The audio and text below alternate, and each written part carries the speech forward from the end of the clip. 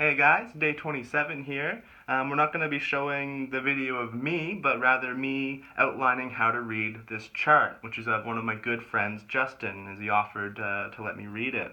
And I know I've said a lot of things aren't in black and white, but this is because we didn't have color ink. So I'm going to go through the different positions of the chart and how you can read this, and hopefully we'll all learn something. So an interesting thing with this chart is that there are clusters. Ooh. And looking at clusters can be really good. And clusters are obviously going to be relative to a little bit of interpretation. You know, someone might link all of these together, someone may link all of these together, but based on the fact that I know Justin and this is his chart, here's three obvious clusters ordered from 1, 2, and 3 from most powerful to weakest, but the third cluster is still very powerful. These are the three main components of his chart. When you see clusters in a chart, it can really help you simplify the understanding, as all these planets, they're not just vibrating energy onto Earth and onto people, they're vibrating energy onto each other. So when they're all clustered together in one house or one sign or one area, they will influence each other and their energies will merge. And this helps us ground and reduce the amount of interpretations we'll have, which can make quicker, easier, and even more accurate interpretations. And so let's get started with cluster number 1.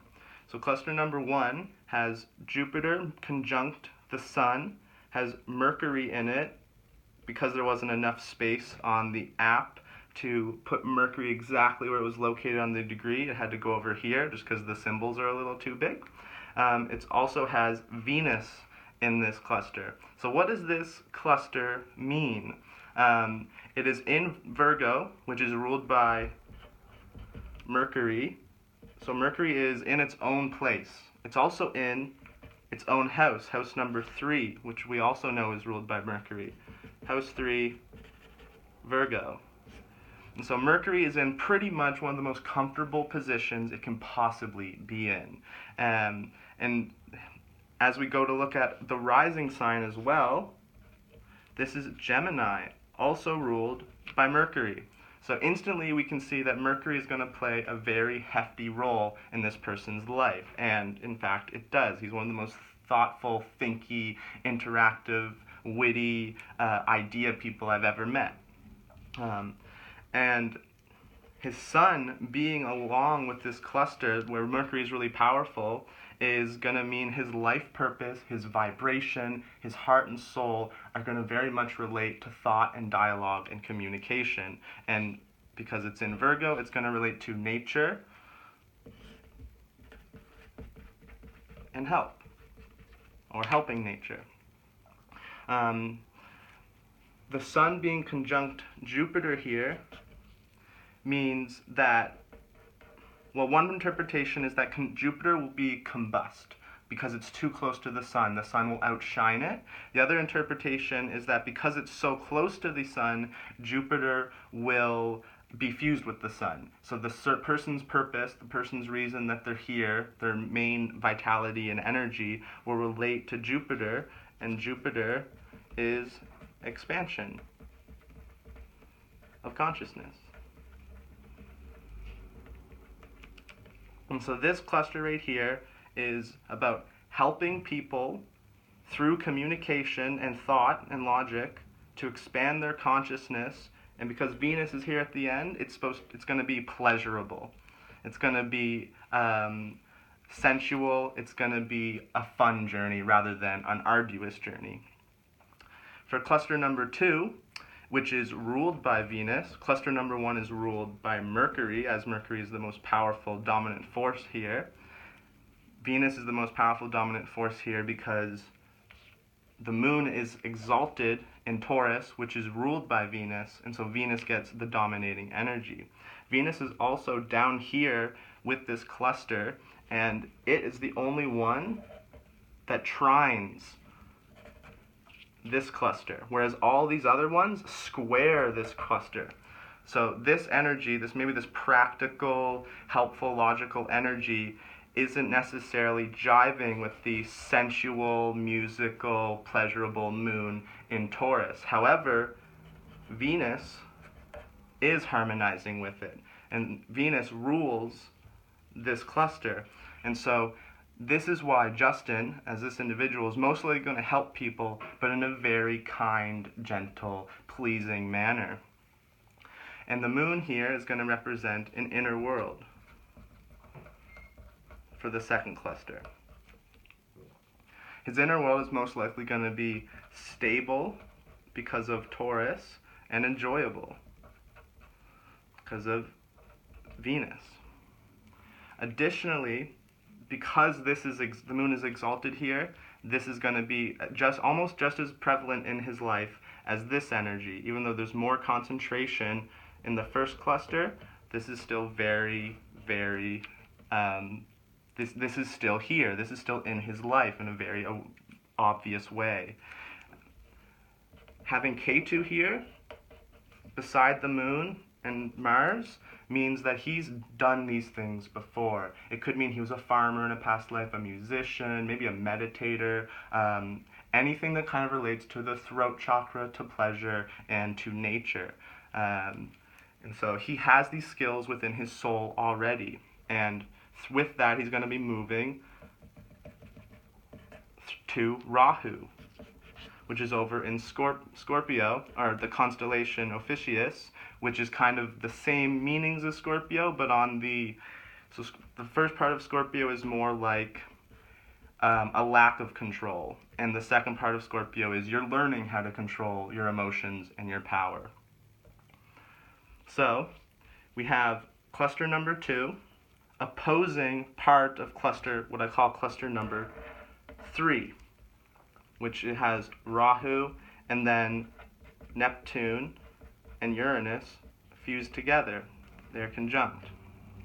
So he has this pleasurable, natural, easy, nice energy relating to his inner world, to Taurus, to music, to speaking, to listening, with a little bit of Mars and Gemini to make sure that it's active and not lazy, and is using that energy that he's learned through past lives to help change, because it's in a Scorpio energy, the self.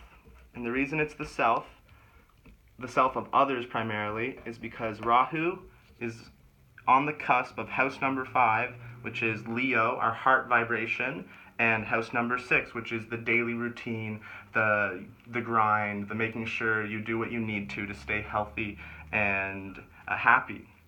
And so the way I see this is that Rahu, his destiny, his karmic lessons, and where he will grow and become one with himself, is going to relate to changing this Scorpio energy that deals with transformation, the self of others, and helping others through this change. Additionally, it's going to relate to expanding consciousness, because Jupiter is here with the Sagittarius energy. And the energy of Neptune and Uranus, like I've explained in my own chart, is about dissolving separations, going beyond, understanding the greater truths. It being in Jupiter exemplifies that energy even more, because that is also what Jupiter is about. Because this is in the 6th house, that's going to be pretty much his work. His daily work is going to be changing, transforming the self, and expanding consciousness. Coincidentally, that's exactly what he does every single day.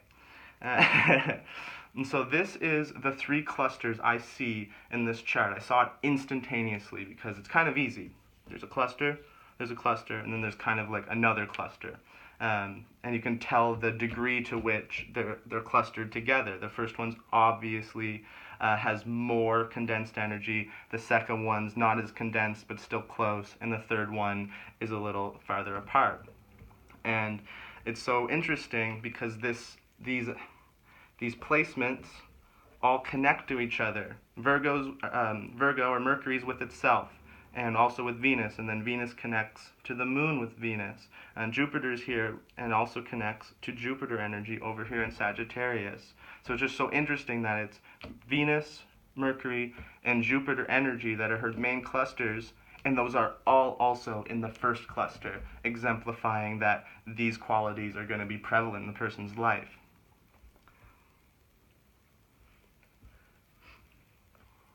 Now I'm just going to go through some of the other placements, like Chiron, Pluto, Saturn, and the midheaven.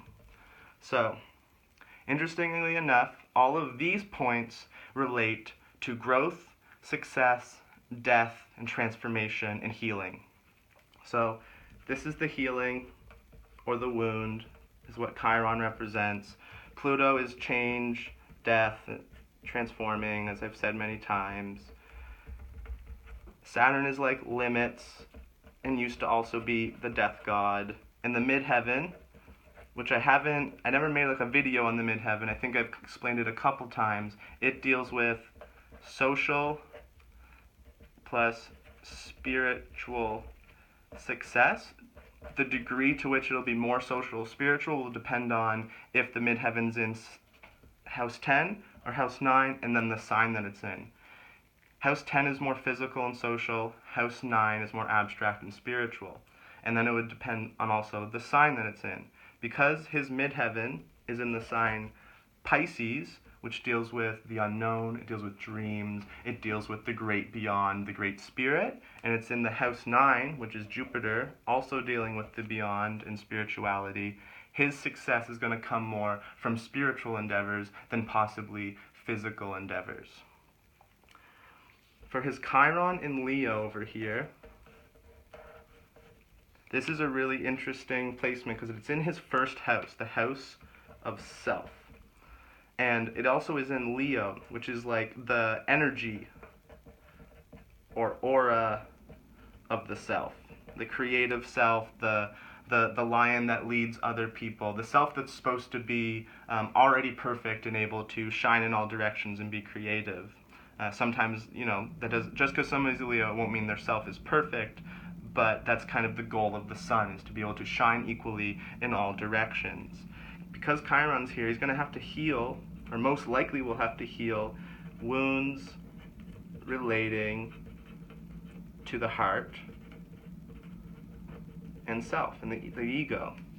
And that's what he does. He does a lot of self-love practice and figures out how he can increase his own heart vibration. And through that, he helps a lot of people, which is the Virgo energy that he has.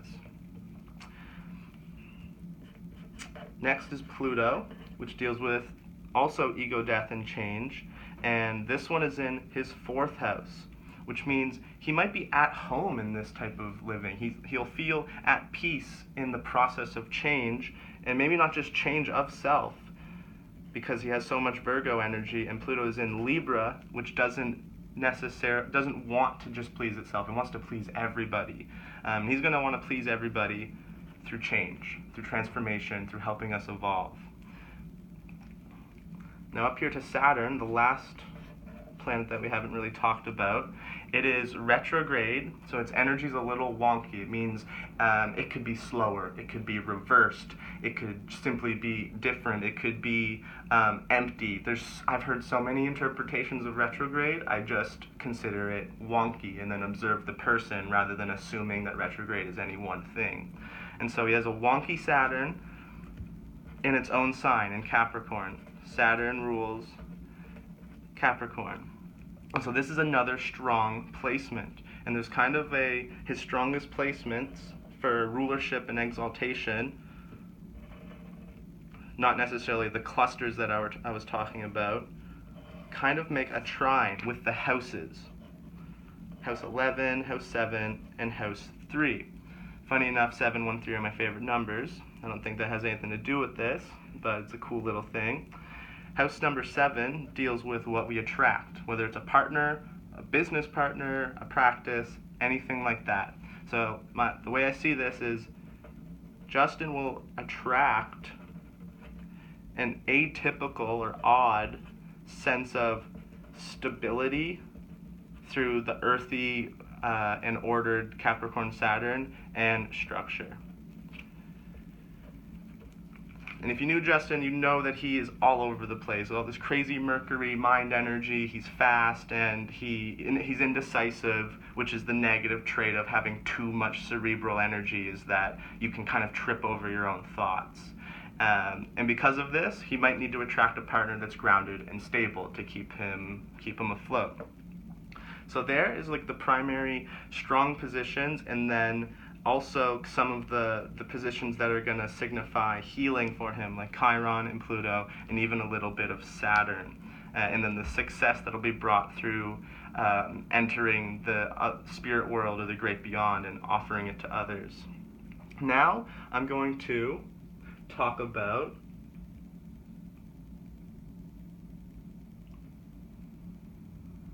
his empty houses. So I have written in this one, but his empty houses where no planets are in are house number 2, house number 5, house number 8, and house number 10. And so the empty positions in our chart are usually filled by the external world. Or maybe not even the external world, but other parts of the world outside of ourselves, even if it's like an inner world that we haven't accessed. And so when you have an empty house in a chart, these are places that'll be good to do yoga, have herbs, or have people that offer this sort of energy in your life. And so house number 2 is Venus, Taurus, and it's with Leo, the sun. House number 5 is Leo, the sun, and it's with Venus here in Libra and Pluto, Mars here with Scorpio. I'll say what this means once I go through each one. House number 8, Pluto/Mars in Aquarius/Saturn, which is house number 10. That's Saturn with Pisces and Aries. Aries is Mars, Pisces, Neptune/Jupiter. And so you can see a pattern in these empty houses. There's the sun twice, there's Venus twice, there's Pluto twice, and there's Mars twice. And also Saturn twice. And funny enough, Mars in Gemini is not the best position for Mars. It's not the worst, but because Mars is exalted in Capricornic energy and would be fallen in Taurus, and it's almost on the cusp, Mars energy is not in a bad position, but it's not in a good position either, especially since the moon, the sensual, very watery energy, is more powerful than Mars. The sun usually doesn't necessarily like being in Virgo. It doesn't hate it, but it doesn't get to lead. It has to help in an equality sense. So it doesn't get to be the king. And so even though in house number 2, the values might relate to the self and leadership and creativity and the heart, there's healing to do there, which we already know because of Chiron being there. And then for house number 5, which is also ruled by Leo, we have Venus, Pluto, and Mars energy. House number 8, Pluto and Mars energy, we have Saturn and Uranus. Saturn house, we have Mars, Neptune, and Jupiter. So Neptune and Jupiter, we know, are in pretty good positions. You know, they have a cluster that they're teamed up with, and they're in positive placements, relatively speaking. And so the main components: Saturn, Mars, the Sun, and Pluto, and a little bit of Venus too, because Venus is fallen in Virgo as it's exalted in Pisces. It's helped out by being a part of a cluster and shrining the moon, which is in Venus, but it's still not in a great position. So the cool thing about these charts, I know this looks like a bunch of crazy doodles and stuff, and it can be hard to interpret, but there's usually these webs that just connect back and forth to themselves, and the more you keep diving in and making those connections, you see the highways, basically. You see the highways of energy, the highways of strong energy, the highways of weak energy. And so through these empty houses, and also the positions that are fallen or detriment or just not as strong, they're already linked. They're linked in the chart. these empty houses relate also to the planets that are not in as strong positions. So it's Saturn, Mars, Venus, Pluto, and a little bit of the sun energy. So these energies are what he's going to want to focus on. Basically, your strong energies in a chart, you don't need to do anything with them unless you want to consciously create something with that force. The empty or the negative or the weak positions are what we would like to help and aid and assist so that we can be more well-rounded, evolved individuals. Herbs that will relate to these are psychoactive herbs, root herbs, heating, bright herbs for the sun and Mars. The psychoactive earthy herbs are Pluto and Saturn, and then a little bit of niceness, a little bit of flowery sweetness with Venus. Cool thing is, that's pretty much his diet. That's like, he takes all those things every day. That's all he does pretty much. For yoga, it's going to relate to opening the heart and the spine and the mind, and also getting your muscles going. That's exactly what he does. He likes working out and making himself a little stronger rather than necessarily, being really flexible. And he likes to feel a lot of love and open his mind rather than, go swimming. Even though we went swimming last night, his exercise routine involves heart meditation, building muscle, and opening the mind. So this is Justin on a 2D format. And everybody has a 2D format relative to the stars. And this isn't even perfect. There is further development to happen with astrology. This app doesn't include the various asteroids that I spoke about. And if I had an app that both met the criteria of the constellation sizes and had the asteroids, I would use that. But unfortunately right now, I haven't found an app that does that. Maybe I'll have to make it, who knows. And that actually leads into the next video where I will be talking about the next step of astrology. I hope this was helpful in understanding how you can link everything and how the highway works. As you can tell with this person, the clusters are really helpful in getting a easier sense of what the person's about. In the text below, that's pretty much all I highlighted was the clusters to show the general direction this person is going. So they're basically here to help people feel love and expand their mind. Thank you very much.